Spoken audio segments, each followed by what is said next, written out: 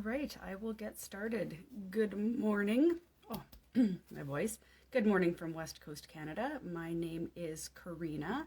I go by Momo online, and I am the emissary for Awaken the North on the west coast of Canada.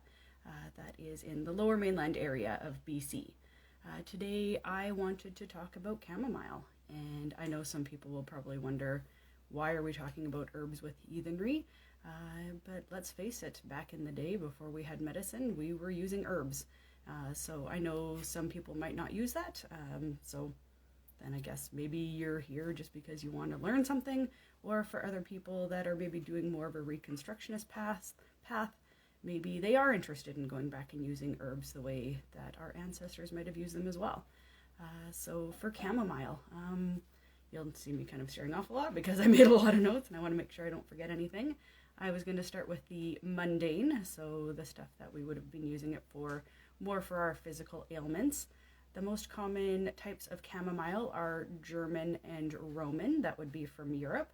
There is also a lesser known type of chamomile from Egypt, so chamomile isn't just specific to Europe at all. There is other types. I do know that locally around here we have something called mayweed. It looks a whole lot like chamomile. When you smell it, it does not smell like chamomile. It's also known as stinking chamomile. Do not use mayweed. You'll be able to know what it is. When you smell it, it does not have that nice, I consider it like an apple scent. So, but yeah, so if it doesn't smell like chamomile, you might be smelling mayweed. So mundane uses for chamomile. Most common, most of us know about are in teas. We also can use them in baths. Steam, you want to do a facial steam. And more common now that a lot of people might know about is the essential oils in the diffusers. The active component of chamomile is called azulene. It's a volatile oil, which we say volatile, we think bad, but that's just what it's called scientifically. And it has anti-inflammatory and anti-fever agents. And so back in the day, people would have used this stuff and they would have figured it out that this is helping with pain and with sickness and things like that. A warning, do not use chamomile if you are allergic to ragweed. It will not be good times. You might not know, you might be feeling sick, you're getting some chamomile, you get a glass of, like you're feeling sick, you get your glass of chamomile tea, and the next thing you know, you're like, wow, my nose is running even worse. If you have a ragweed allergy, please do not use chamomile. Also, chamomile can reduce the effectiveness of your birth control. So if you are using birth control and you are not interested in getting pregnant, please limit or do not use chamomile. I could not find an exact amount on how much would affect, but it's just good to know, something to be aware of. Also, if you are pregnant, do not use chamomile. It can induce premature labor. Something that is good, that has a lot of the same kind of properties of chamomile. So if you're looking for something that's for your stomach, that is calming and stuff, like lemon balm. So if you're using your birth control, you're worried about it affecting your birth control, you're allergic to ragweed, or you are pregnant, you could use lemon balm instead, absolutely. Some of the most common things that we use chamomile for nowadays is sleep. You'll see it all over the shelves, sleepy time tea, it's got chamomile in it. Other things that it can be used for are headaches, toothaches, arthritis, and stomach issues. It promotes pain and relief and relaxation and decreases stress as well. So we'll go over a few of the things. So what can you do with your chamomile? So make a tea. I know on the packages, a lot of the time it says to steep for 5 minutes. I prefer to steep my teas for longer than that to get more out of it. I do have the pleasure of having a teapot that it's got the button where you can pick the temperatures, and so I will set it at lower than boiling. So I get hot water, but not super boiling water. It can make your herbal teas taste a little bitter. So I tend to steep mine for about 10 minutes. You could go up for 15 to 20, but keep in mind, the longer you steep your tea, the more bitter it will taste. You could use the same thing for your bathtub. So you could either I have these, which I will show again later. They are like little soup bags I got from the Asian market. And you can put a whole bunch of herbs in there and then throw it into your bathtub. Alternatively, you could do the same thing in a big pot of water. Get a nice big brew of tea and throw it into your bathtub to help with relaxation in your bath. You could put chamomile into a bowl, make some tea, and then pour, your hot water. If you remember, like when you see people when they're sick and then they put the towel over their head over a hot bowl of water and they have eucalyptus in it, you can do the same thing with chamomile to give yourself like a steam facial to make your skin nice and soft. Also, your chamomile tea bags that you get from the store, you can get them from the dollar store. Again, I'll mention this at the end, but for chamomile, you don't have the money to go buy some big fancy stuff. You don't have the time to grow it. You can just use the tea bags from the dollar store, no problem. You take those, you let them soak in some hot water, let them cool down so you're not going to burn yourself, and you can put them over your eyes to get rid of puffiness, which I should have done. I woke up earlier than usual. I know some people, it'll be the afternoon when you're seeing me right now, but for me it's still morning, and I'm a night owl, so I was getting up early for this. The other thing that a lot of people are doing now is the essential oils in your diffuser. That can help you relax at night, to help promote relaxation and help you sleep. The other nice thing is it's actually safe for children. So if you have a colicky baby, you could put a diffuser in the room. Of course, please keep it out of reach of your child, to also help with your child with their sleep. So it has been known to help with stomach issues. I wouldn't recommend giving baby a chamomile tea, depending on the age. That is totally up to you, but I'm thinking more like younger, under 6 months. So at that point, I would recommend using the chamomile in the diffuser. So, one moment. So a couple of recipes that I like. So for a tea bath, I will take 3 parts chamomile. This is all very rough. 2 parts lemon balm and 1 part rose. At that point, I like to just stick mine in this bag and then throw it directly into my bathtub. It doesn't give you as strong as a scent as if you had made like it in a big pot beforehand and then dumped it in. But I'm going to be honest, I'm a little bit lazy, so that's the way that I do it. And then a digestive tea, so to help with your bit of an upset stomach, you could use 3 parts lemon balm, 2 parts chamomile, and then depending on if you like it, you can use 1 part dill. If you do not like dill, and some people don't like dill, they don't like pickles, stuff like that, you could use mint instead. And again, mint and lemon balm are very good for calming everything and easing your stomach. And then, so the second part that I want to do is that healing work is not only physical. So, we look at that our ancestors, or just everybody nowadays, a lot of us are looking at going back to using herbs. So you can heal your physical body, but there is also our spiritual body. And then that's what I consider wortcunning, kind of the crossover of the physical and the spiritual. So I'm going to go over some magical uses. At the end, I'm also going to show all the books that I personally use, where I've drawn this information in case anybody wants to see like the books or stuff like that. But also the fabulous thing is every book I've looked through had pretty much the same information. So it's not like I'm drawing from a bunch of different sources and they're all saying different things. I'm drawing from different sources, but they're all saying the same thing. So I will again remind you, if you are allergic to allergic to ragweed, which would mean that you are allergic to chamomile, please don't use it in your magical work. You don't want to get sick. For your magical work, it can be used for luck, abundance, protection, and hex breaking, as well as for peace, calming, and sleep. A lot of people don't realize that you can use chamomile for more, we'll say, strong things. So like keeping your house safe, breaking that hex. It is ruled by the sun and associated with midsummer and fire magic, which kind of makes sense. I've also learnt from my wonderful friend at Heathen Moon that it can also be useful when working with the moon when it is in the first quarter. I will share that, where I got that information from as well at the end. So for good luck and abundance, you can make it into a tea. So just like you would normally make a tea, but you're going to want to probably make more than 1 cup, depending on how much you're going to want to clean. You can use it as a floor wash, or even just to wash around your door, like your door jamb, like where people walk through. So if you're going to be doing your whole house, then you're going to want to make more. If you're just going to be washing the doors, you could make less than that.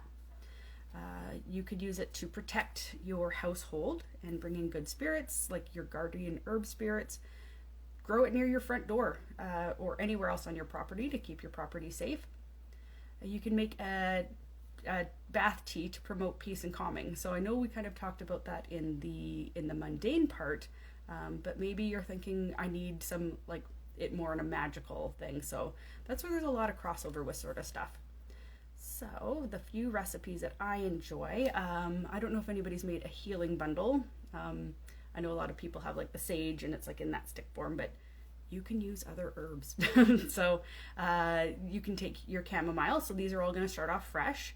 Other things you can add to that are basil, comfrey, dandelion, jasmine, lavender, lemon balm, peppermint, rosemary, and yarrow. Pick around 3. If you start going real crazy, it might not smell that great. Then you take it and you're going to take it all like that and you're going to bind it with some twine and then let it dry, hang it to dry, and then you can burn it and smoke cleanse your house. You're going to use the whole plant, so you're not trying to tie like little flowers of chamomile together. There we go. That one is good for healing spells. Here we go. And then for the floor wash, something that's nice to add with the chamomile would be rose and honeysuckle. So of course, please vacuum your floor first, so you're not just pushing around dirty water. And then once you have vacuumed your floor, you get your mop bucket, you make your hot tea, add it in, and then you wash your floor with it. For nighttime, you could make a dream pillow. Again, seriously, you could just use this to make a dream pillow. If you don't want to go through the whole thing of like sewing up some fabric, maybe, because they do lose scent after a while. Something like this is really easy. Again, I just got this whole package at the Asian market. I got 36 of them for like $2, and perfect for making tea, for throwing it into your bathtub, throwing any herbs in it, throw them into your drawers to make your clothes smell nice, but you could put everything in here to make a little dream pillow as well. Sorry, I hit my phone. To make a dream pillow, I like to use chamomile. You can also add in then rose, lavender, hops, mullein, and mugwort.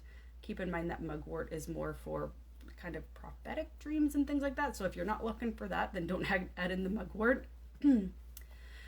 You can also use dried chamomile, and other dried herbs to make a loose incense that you can burn on the charcoal discs. So you got your charcoal safety discs here. Just always, please use it in a fire-safe container. Fire safety first, always and forever. As Reverend Terry lovingly reminded us, rule number 1 is fire safety. Rule number 2 is do not burn your house down. If you're trying to do some sort of magical working and the fire's getting away from you, just stop it. Don't sit there and be like, no, I can't blow out this candle because then the magic will be done. Well, if your house isn't here, then what does it matter? So the next thing that we are going to go over is where to get chamomile. Tea bags from the store, dollar store, grocery store, whatever you have it.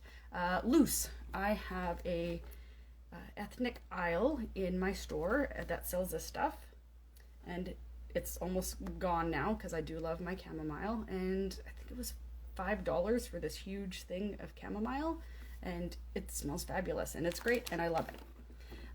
Your metaphysical witchy shop.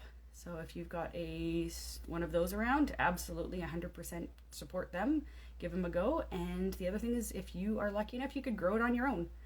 I don't have the room. I haven't had much luck with growing things where I live, but grow it in your yard. Then when you're done, we'll go over the next step, which is, so you've got your chamomile, you've grown it yourself. You're now going to cut the stalks off and then bring it into your house and hang it up to dry. Put something underneath to catch the flowers as they fall off. You absolutely can use all parts of the plant. So if you're going to use some of it to make the bundle, then you can do that. Keep in mind the green part, the leafy parts, do taste different than the flowers. So maybe you'd want to use the flowers in the teas that you're going to drink, or things that you want to smell very specific. But if something else, if you just want kind of like that power of the chamomile, you could use the green parts. Before you dry it, you could also use the green parts of the chamomile in your salads. So it's absolutely edible. Go for it. Let's see. I think that is about it. So I just wanted to show the teapot that I have. So my husband got this for me. It's fabulous. It holds about a liter of tea, and it's got the little strainer in it. So I just throw all my loose herbs right in here. I pour my hot water over. I time it for about 10 minutes, and then I've got tea. And then if I wanted to make something more of an infusion where I want to like really bubble it down when I'm using something like elderberries, again, I've got this. I can keep everything together in the pot. I'm not trying to strain it at the end, which for me is, I don't like it. It's extra work. I don't like having to do extra stuff to clean up. And then the books that I used. So just in case anybody was interested, I've got, I'm not sure, I think it shows up backwards for you guys, but I've got the Good Witch's Guide here. So that one I use quite a bit. It's got a lot of for herbal associations. One of the other ones I really like is Wortcunning. So this one has a side with, it's got like recipes or like information on that on one side, but then when you flip it over and you go the other way, it's got magical associations. So this one is really cool. It doesn't have every single herb in it. It is thinner, but it's super fun. I also used the Water Magic book by Lilith Dorsey. So this one is a great book as well that I've used lots of recipes out of. And then the exact opposite, kind of, in that is the fire magic. So this, you know, it's associated with the sun. We've got our burning stuff. It's fabulous. So this one I've used as well. And then we're going more into what would be specifically for heathenry, the Saxon sorcery and magic. So now we're going into what would have been done, or what we can glean from the information that we have, what would have been done. So that's a great book as well. And then Rosemary Gladstar.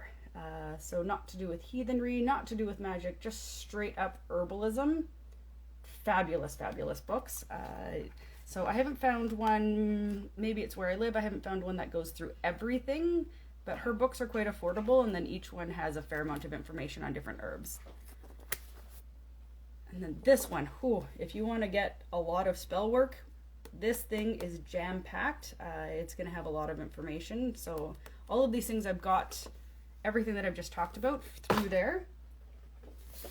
And then I have some friends at Phoenix Rising, and they put out what they call the Goblin Grimoire. And so we've got the information here.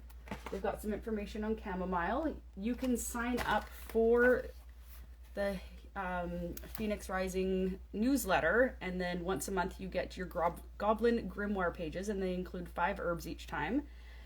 So that has been great.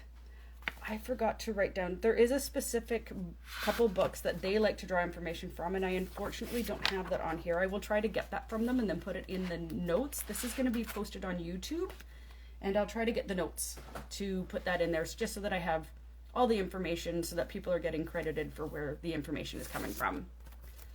And then also Amanda from Heathen Moon, she did a candle magic class related to moon work.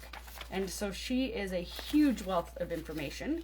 And so I've got some of that information from here as well.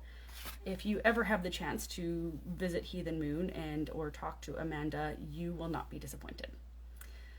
All right, I just want to thank everybody for stopping by and spending a few minutes with me. I hope you learned something about chamomile, or were reminded about something about chamomile, and I hope you have a great rest of your day. Thank you.